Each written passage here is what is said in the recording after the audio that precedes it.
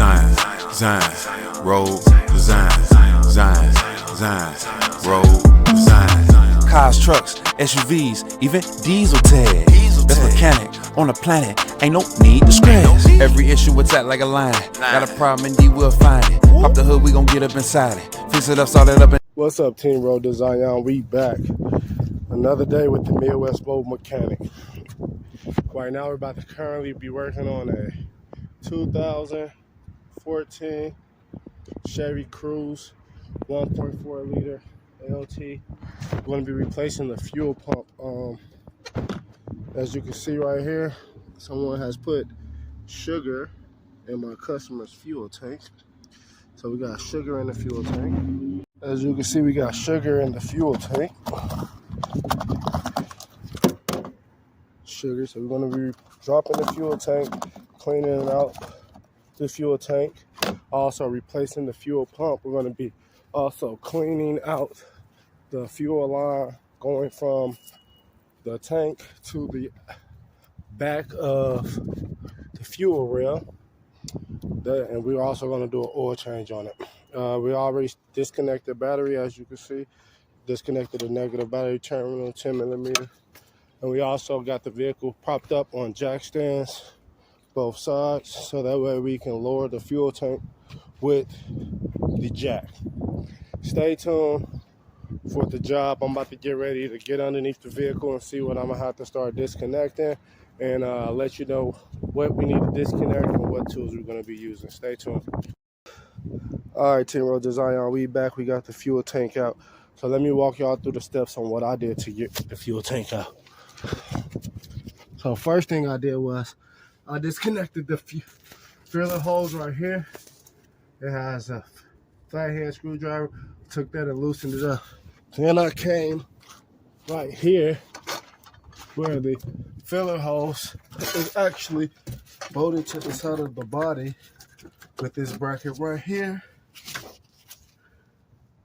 Get you some light up under there.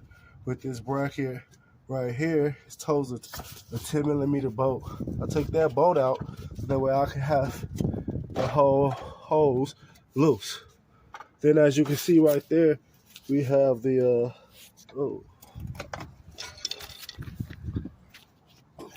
we have the charcoal purge canister right here. I disconnected the hose from right here.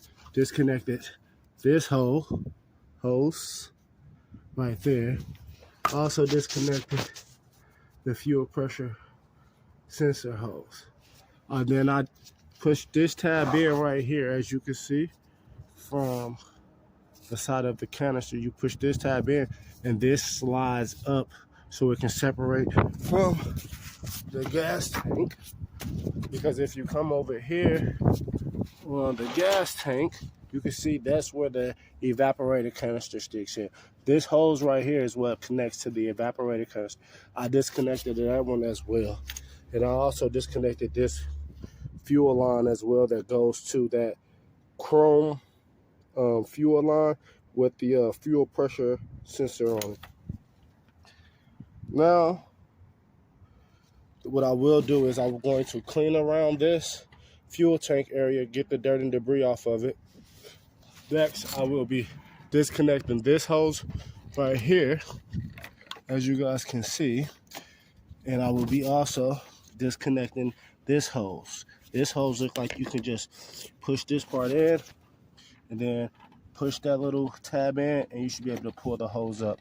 Stay tuned for the next procedure. I will show you also how to flush out this gas filler neck out, where you can see the sugar has built up in here. I'm gonna show you how to flush that out of there as well. Water and alcohol to make sure that there's no water residue left in there, so you won't be able to have any water in the fuel line.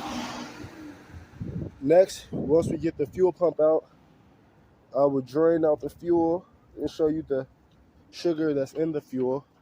Because sugar doesn't break down in fuel, it settles to the bottom and crystallizes. Once we get that out, then we can clean out the gas tank itself, clean everything out of it, make sure it's clean, dry it out as best as we can, let it sit in the sun a little bit, then we will go ahead and get the fuel pump.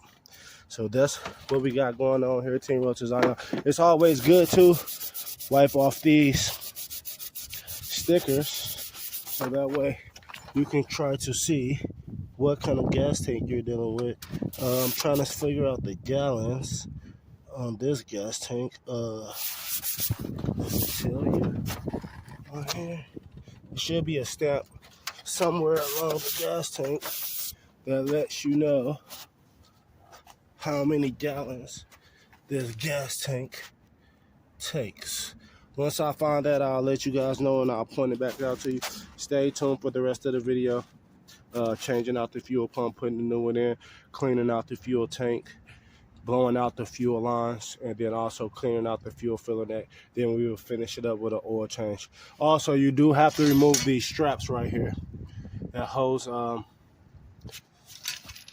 the fuel tank in place. Hold it with the 13mm bolt. So the tools that I needed to use so far was a 13mm bolt. Well, I'll take that back. A 13mm socket with a 3/8 ratchet, 3/8 extension, 10mm socket, flathead screwdriver, as well as my pry bar. And that's all you need so far to be able to remove the fuel tank from the vehicle so you can get to the fuel pump and the replacement. Let's go, Team Road to Zion. Stay tuned for more. One thing I did leave out, Team Road to Zion, is that, as you guys can tell, to release this locking ring that holds the fuel pump in, you want to take a socket or a pry bar or a heavy screwdriver to the corner of this and use a hammer to smack the edge of your pry bar, socket, or flathead screwdriver so that way this can spin and release so that way you can get the fuel pump out. Stay tuned for more, Team Road to Zion. Okay, Team Road to Zion, we back. So we got the fuel pump, fuel tank already installed. We already cleaned out the filler neck, cleaned out the gas pocket, blew out the fuel line up here. We did not have to replace the fuel pump because the sugar didn't actually get inside of the tank. It was caught in the fuel neck, neck tube, but we did clean out the tank anyway and then clean out the fuel system just to be safe. Now we're getting ready to change the oil. Here is the location of the oil cap. If you guys can see that, where the oil filter is the oil filter cap. That's the oil cap. This is the oil filter cap right there. It's going to take about a 18 or 19mm socket to remove that. I got the vehicle jacked up now, so that way I can get under here and actually start the draining of the oil process. I believe it's a 14mm socket. Yep, it is. So I'm gonna get ready to drain it from right here, where this is actually the drain plug. Takes a 15mm or 14mm socket to disconnect that, drain it out. As you can see, the customer has a real bad engine oil pan leak already. It's causing the leak over here, so I'm thinking it might even be a rear mainsail leak as well too going on. I already got the new air filter installed. This is the old one. Right there, as you can see, it's dirty. And I already installed the new cabin air filter, which is inside the vehicle behind the glove box. So I'm gonna drop the oil right now, and I'll bring y'all back as I'm adding oil. Hey, so Team Road to Zion, we are back. In order to get this oil filter housing off, you're going to need a 24mm socket. And always remember to make sure you change out the O-ring with the new one that comes with the oil filter. The bottom bolt is a 16 for the drain plug, and that's how you do an oil change and replace the fuel pump.